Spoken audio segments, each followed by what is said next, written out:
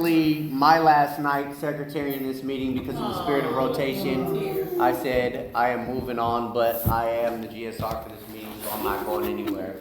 I felt like I've asked a whole bunch of people to speak, and I've heard a bunch of people speak, but I've never actually heard this dude actually share his story, so I give you art. I like to stand up for my recovery, so sitting there, Hi, I'm Artie, grateful recovering addict, or Art. Thank you guys for showing up for your recovery tonight. It means a lot to me because I can't do this by myself. If there was just one person in here, I'd probably be pretty sad to share a message to one person. So thank you for showing up, because I came in here and I showed up on that little slip, with the court card, and I didn't have a problem, right? Just because I'm stabbing needles in my foot, I still didn't have a problem. And getting caught by the cops, not that I did a lot of time, but anyway, there's a lot of signs that told me I was an addict, but I didn't think I had a problem because of denial and arrogance and narcissism and all the traits that were my masks that I came in here with, that were to protect me because of the trauma that I've been through and all I didn't really know who I was yet, so. Just thank you for being here, and I'm grateful to be here tonight. It's been a beautiful day today. I was over at Unity Day, and Angelina was over there. I've seen a few of you guys over there. Just such a good way to celebrate with other people. So I'm grateful for this fellowship because it gives me an opportunity to try things that I never would have done, like hang out with a bunch of random strangers that I don't know. And to find out that I knew probably over 100 people there today was really powerful, right? The unity of the fellowship, and you keep coming around, you start to get to see the same faces. I might not remember 100 of their names, but I remember that they are there to better themselves, So I'll just go quickly through my story. It's just like anybody else. We're all different, but mine was, alcoholic family. My mom mentally ill, and I struggled with self-love and acceptance from them. I didn't get the love that I needed, and so I started acting out real young. Class clown, looking for love in all the wrong places, right? Like the song.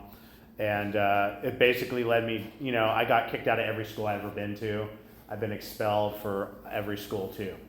So I don't have a lot of friends from my childhood. I just moved a lot. And so constant moving because my parents were fighting, and then his girlfriend, they were fighting, and we were moving in and out, constantly moving.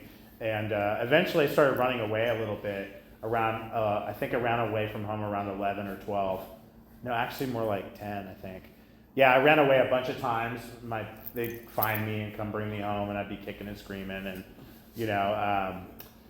started smoking weed around 12, started having sex at 12, right before I turned 13. I was almost a teenager. So, and I thought I was a little adult, I thought I knew what I was doing. Just because I went shopping as a kid. I used to roll the shopping cart down the street with groceries and, buying tampons and shit at 11 years old. It was pretty embarrassing, really. But I could do it, and I knew how to do it, and I knew, I mowed lawns for money, and I knew how to hustle real young. I knew how to survive and make things work out for me because, my dad wouldn't give me lunch allowance, and everyone's getting pizza, and, I found ways to how to get pizza, right? You know what I mean? Like little ways to fit in and feel like, that I was part of the whole, the unity that I didn't know existed until I came to this fellowship. And it was really tough for me growing up. It was cool. I never took shit too personally. I just knew, I always knew, people are just mean sometimes, and kids are mean. So I took that shit and just kind of let it roll off my back, And I became more to the court. I got in a fight with my dad, and finally I fought back. My dad was abusive sometimes, and mostly emotionally, a little bit of sexually, but mostly verbal. And then there was some physical too.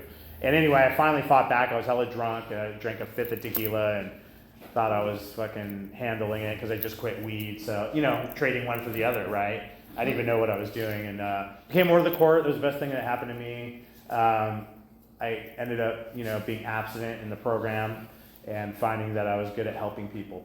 Being a part to help others really helps me because the selfishness of the disease, creates me to, all about me, don't you know, you want some of this, don't you know? And then, you know, that's a form of manipulation. So I learned how to manipulate really young through laughter. You know, I use humor to cover up how I feel. And it's also kept me alive too, right? It's kept me alive through all the fucking depression and suicide. I have suicidal history. I cut my arm at 12 and, you know, like I hung myself in juvenile hall and they cut me down and someone's always trying to save me. So I see today like my higher purpose has set me here so I could stand here today and maybe help someone else that's been through what I've been through, right? And I couldn't see any of that until just a couple of years ago, truthfully.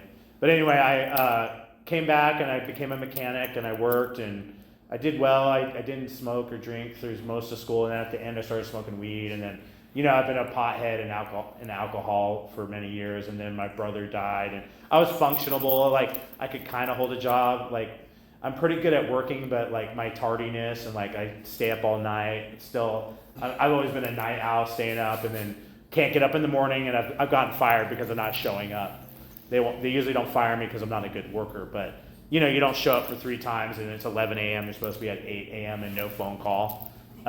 They tend to let you go. So being a mechanic's great because I can walk across the street. I literally did it and rolled my toolbox across the street. I didn't even have to get a rental car or nothing. I just was able to just do that. So to me, I didn't have a problem. You know, I didn't see I had a problem.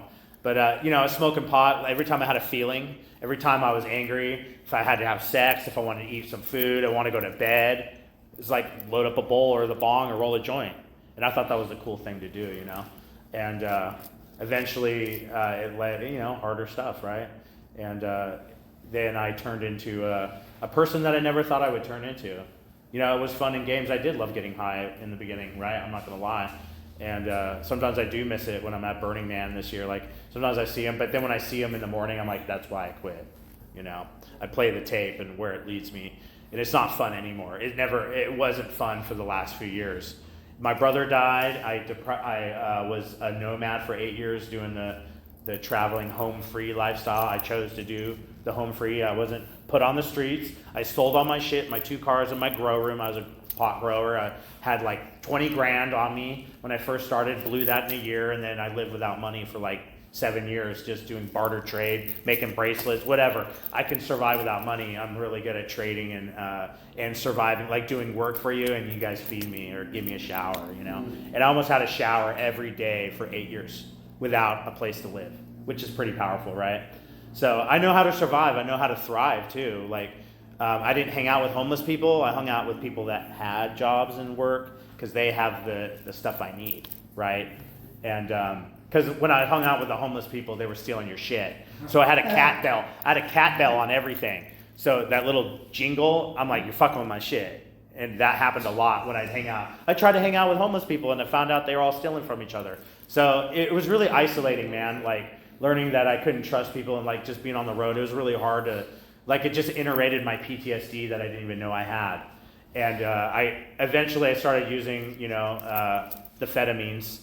And I spiraled really fast, became an IV user, and once I started doing that, I'll never forget the one night I was in my van and I just couldn't stop, and it was like I needed a new device and I couldn't get one, and I was just like, so much despair, and I was like, kept throwing the thing down and picking it up and stabbing myself and putting it down, and I just need to stop, and I was like, I couldn't stop. And I didn't know what to do, and I remember just feeling that despair, being in my van in Clear Lake by the side of my dad's house, broken down Econoline. What a mess, you know? Freaking freezing cold in the winter, and I'm all alone, and I just felt like killing myself, but I couldn't do it because I seen what, you know, suicide does to people, and what my death of my brother did to my family. So I couldn't be that selfish, right? But I didn't know how to live, and I didn't have the support, and I just wanted to die, so I was killing myself with drugs. I didn't realize that what I was doing, but I didn't know. But you don't know what you don't fucking know, right? You don't know what you're doing until you start actually taking a look in the mirror. You know, when I look at the mirror, I'd be like, and I'd pretend like I didn't exist because like I didn't like what I saw. Like when I saw the bags under my eyes, and you know, sometimes I'd like pick at my skin, and like once in a while I had bugs crawling out of my face. Like it just depended what kind of dope it was, and like it was good dope, then that didn't happen, but it, like, you know, shadow people and all the darkness that we go through, like when we use and it doesn't work anymore. It doesn't cure the feelings that I lost my little brother and I miss you. That's what was going on. And he was my favorite little dude. You know, he was my favorite little dude I ever had. And he was like the only person I really liked in my family, truthfully, besides my grandparents.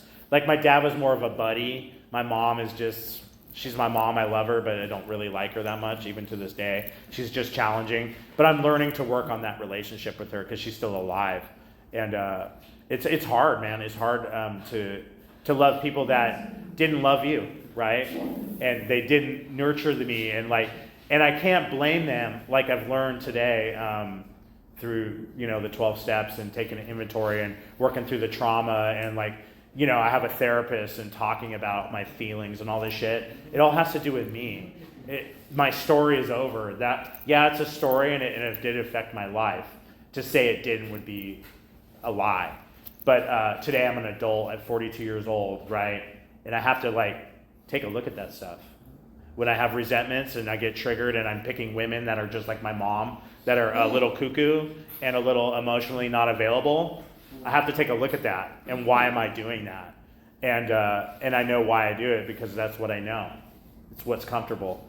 But what I've learned through the 12 steps and learning to love myself, that hurting myself and beating myself up and picking these poor choices doesn't feel good actually anymore.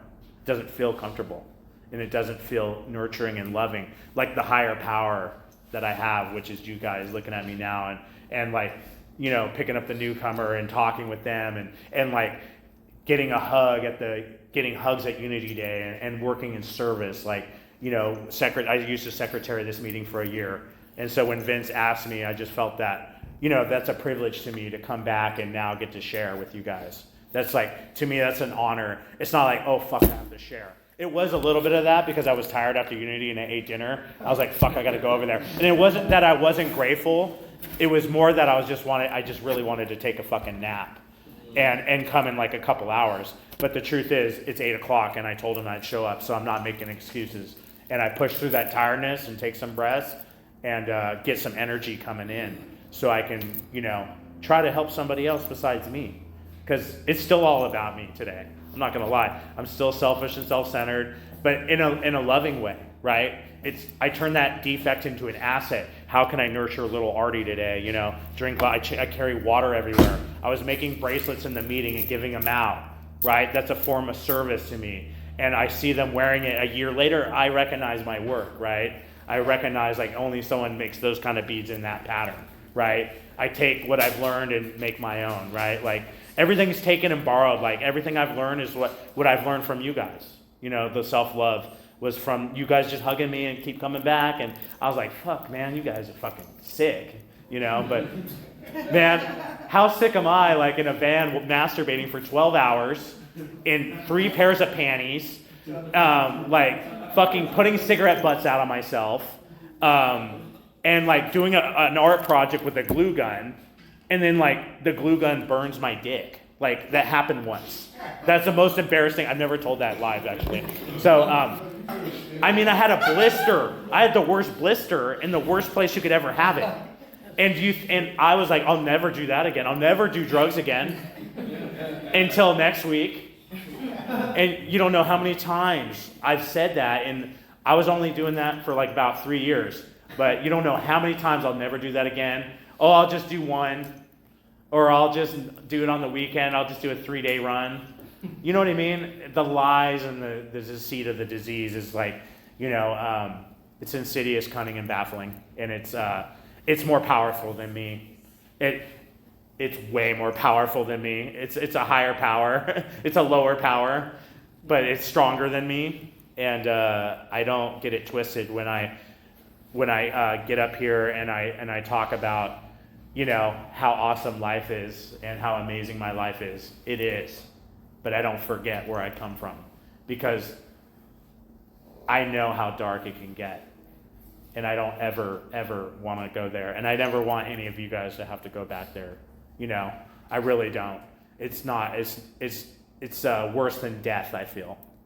Because at least death, you get to move on, and I don't know, I believe in reincarnation, and you get to like restart over. I look at death as death is just the beginning. I wrote a poem about it years ago, and death is just the beginning, a new start, right? And I wanna live this life with integrity and with positivity, and I wanna do the next right thing. I want to today, right? I get to do these things due to these 12 steps right here, this step working guide, you know? And it's a lot of work, and I don't always want to do it, but I know when I sit down and do it, the gratitude and the higher power and the energy that comes through me, just from picking, even if I just do one question a day, I feel so much more grounded in reality. And that it's that much closer I am from that darkness of like even thinking about even smoking a cigarette, for Christ's sake, let alone putting it out on my chest, right? So I'm just grateful I don't have to live like that. I'm grateful that Vince asked me to come out and like, you know, try to share, you know, a message of hope, you know, and I can tell you, if you keep coming here and doing what we do and hanging around the people that are, you know, doing what we do, you know, reading, praying, meditating, taking inventory, talking about our feelings is really important. No matter how you feel, like we get a lot of this, you know, like, oh, I'm great, I'm good, I'm doing all right, you know, but like that doesn't tell me how you're doing. Yeah, we do that a lot, right? We just say we're good because we don't want to talk about it, you know. And I have to tell you, you can come to me if you ever need to talk to me, man. You don't need to say you're good all the time because I've heard it before, and I know you're not good because we're all gonna fucking die, and you're all losing people, right? We're all losing people, and that's painful, man, you know. And I've been going through a lot of grief. I lost my cats and 2 people in recovery, my ex-sponsee and my uncle. And then my car gets wrecked, you know, my grandma's car that I inherited. And it was just really painful. And I wasn't even going to go to Burning Man. I was just like, fuck. And then the car got crunched. I was like, you know what? I need a break. I just need a break. And I went to Burning Man clean, man. I went to 3 meetings out there and got my recovery in. I have no excuse. Even in the friggin' best party in the world, right? I can go to a friggin' meeting and talk about it, and other people are there from all over parts of the world, from other countries. They fly out here and they're in a meeting. That is beautiful to me. And so there's no excuse wherever I go, and Vince knows this, like wherever we go, we have no excuse to not put our recovery first, you know? Because when I put my recovery first, there's so much more joy in my day. There's so much more beauty and grace that comes through the unity of the fellowship. Like I can carry a message to anybody I meet if I'm able to put my recovery first. And for me, what it looks like is just before I even get out of bed to take a piss most of the time, I say, thank you, God, for another day clean. Because I don't want to forget. And I know it's like my higher power. And God is you guys. God is my bed sometimes, right? Like that's a power greater than myself, right? Like someone helped me buy that nice bed, you know? Like I couldn't do that alone when I first got clean. And I make the bed. I get up, pray. No, I don't even get up. I meditate, give it over, get up, go to the bathroom, then I come back, make my bed, and then I start my day. You know, sometimes I'll do yoga, go eat, read Just for Today. Usually someone texts me Just for Today because I've made some friends around here. And then I get to go to work if I want to. I get to choose with my job today. I can go walk some dogs, or I can say, hey, I'm not feeling good. Or I can say, you know what? I want to go up to the hot springs. I try to give my clients a few days, but I just do everything for them. I'm a handyman. I house sit, watch their dogs. I put in a security system. A tweaker like me putting in a security system, right? I got keys to my clients' houses right here. You know, like other people's keys.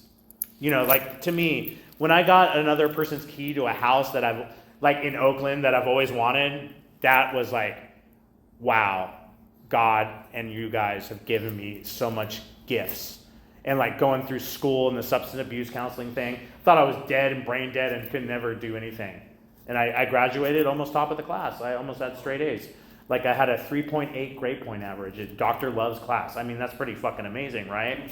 Like, because I showed up. Just like I did for my recovery. And as you told me, you show up, you come in, you push in the chairs, you clean up, you pick up the cigarette butts, whatever you do. And everywhere I go, I do this at Burning Man. I did this before I even came to recovery. I always try to leave it better than when I found it. Because that's the service. Because that's the little shit that will keep these doors open. That will keep the, oh man, they really, wow, is it better? I get clients too sometimes where they're like, is it cleaner than when I left it? I'm like, maybe. I don't like to even take credit for it because it's not about validation. It's about doing the next right thing and knowing that I did the right thing. And that gives me the self-esteem that I have something to offer to somebody, because I can't keep what I have without giving it away. And so behind closed doors, especially when no one's looking, I'm just like, just like feng shui it, man. I call it feng shui. Just like keep the energy clean, and then I pray and meditate and say thank you. And I slow down and give it that little energy. And when I'm doing that, that's when I'm in God's will. If I'm like this, and motherfuckers in my way, and when I'm like that, that's when I'm in my will. So if you guys don't know that, for me, it's just a real simple way. And also, God's will. I'm loving and caring. How you doing? Looking in your eyes and give you a hug, and I slow down and I give you an opportunity to be you and allow yourself to give me something. But if I'm in self-hate, self-judgment, self-criticism, blame, self-pity, dishonesty with myself, and I'm not doing the right thing, and I maybe took an extra dollar, not that I do that, but say if I stole something, I don't ever steal from people, but say once in a while I stole it. Actually, I just recently I got to tell on myself. I stole a block of brie cheese because my food stamps run out, and I have plenty of money in the bank. I have no excuse to be stealing. But it's the $10 brie. You know how shit's just gone up so expensive?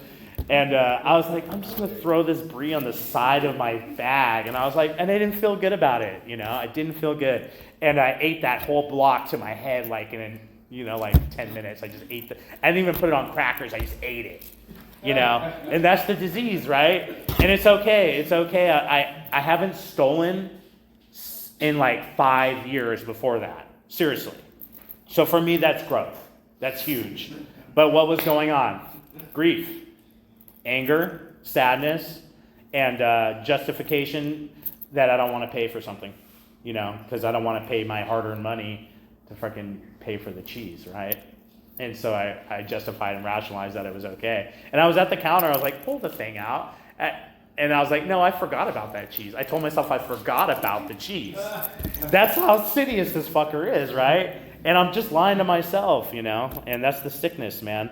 And so I'm grateful, what I do is I go back and I drop a 10 somewhere, I make up for it. And I do a little extra, so... Yeah, that's, what else can I share about that's going on with me now? Yeah, I'm struggling with being alone, loneliness. There's this newcomer at the Unity Day, and I just want to jump on her, and and I'm like, I know better, but I still want to, right? I still want to, but I'm trying just for today not to, right? Sex is a drug too, so I try just for today. I'm not going to call her. I'm not going to ask her for a number, or I'm not going to hit on her or whatever, right? But I do want to, And, but I know better, because when you hurt a newcomer, you hurt the unity of the fellowship. And I hurt myself. And again, it's finding love in all the wrong places, right? And I know better, but sometimes I think with the wrong head, And I think with that instant gratification, because I know it'll feel good in that moment. But 10, 20, 30 minutes, whatever, how long we last, and then the guilt and the shame, and then they start talking more, and you really get to know them, and you're like, oh my God, not a fit, right? Not a fit, not what I'm looking for. And then once you hit it, and then you get addicted, and then it's just like a drug, you can't stop, and you're hurting yourself and you're hurting another. So I definitely I'm working on that part of me today, because it's important to love myself and not taint the fellowship, because this is my home, right? This is where I get fed. And two of my exes were at Unity today, and it made it a little weird, I'm not gonna lie. And then she went up by her, and I'm watching through the window, I'm like, oh shit, how's this going down, And so it's just a little embarrassing, and it is what it is. But I'm not gonna use over it. I talked about it. I'm sweating a little bit. I'm moving the energy out, because that guilt and shame, and that's that little thing that just festers, right? And it can turn into, you know, into other things. So, yeah, I'm grateful I'm here tonight. And yeah, the other thing I'm struggling with is the grief. I talked about that a little bit. And I really need to get back into my step work. I've kind of been complacent on my step work. I've been doing everything else in recovery, and I'm going to pick up a service commitment. I took a little summer break. I've been committed for like 6 years now since I started my recovery. I have 6 years clean. Woo! Yeah, and I've been doing service the whole time, and so I took a little break for the summer. I just wanted just a little freedom to just go explore, and now it's time to get back into service because I really miss that aspect. Service is really important to like. It gives you a purpose that you'll never, you know, it's like beyond what I can explain. But it gives you a purpose that's like so uplifting, and the little things that happen when you secretary and you get to hear messages you wouldn't have, and you get to reach out and get phone numbers you normally wouldn't ask for, and it just gets you outside of that comfort zone that brings you into this brings you more into the herd. And it just I just really love being a service. I was a service person before I got here, so if you struggle with service, you know, don't worry. It's okay to make mistakes. You know, it's okay to, you know, sometimes your speaker doesn't show up. You get someone from the crowd. There's always a way to work things out. You know, there's always someone that's going to help you out here. You just got to ask and humble yourself. Have some humility and ask, and remember that you're not alone. You know, you have my number. You know who to call when, you know, you need a ride or the shit hits the fan and you get hella triggered. You can talk to me and say, you know, what's really going on, because it has to do with how you feel. It doesn't have to do your disposition to what's going on out there. And so just remember that, you know, we're here for each other, and to reach out, and that you're not alone. You know, I am not alone. The disease tries to tell me alone today, but it's not true. And I tell that fucker, thank you, have a nice day. It's just like the bad parent when it tells me that I'm a piece of shit. Thank you, have a nice day, I love myself, and I'll do something nice for myself and reach out and talk to someone about it. Because I don't want to go around here unsupervised, because I've tried doing that for a week or two. I've tested the water just to dabble in it, and I get sick pretty quick. So I found to just stick around, stick and stay, keep coming back, hold on to your seat and buckle up and love yourself, man, because you're worth it. And like, you deserve love, you know, you do. And I know you have a lot of love in you, because we've been talking for a minute. And so just keep doing what you're doing, man. I'm grateful that you're here and that we talked, and I'm grateful that, you know, all you guys are here because I need you. So thank you.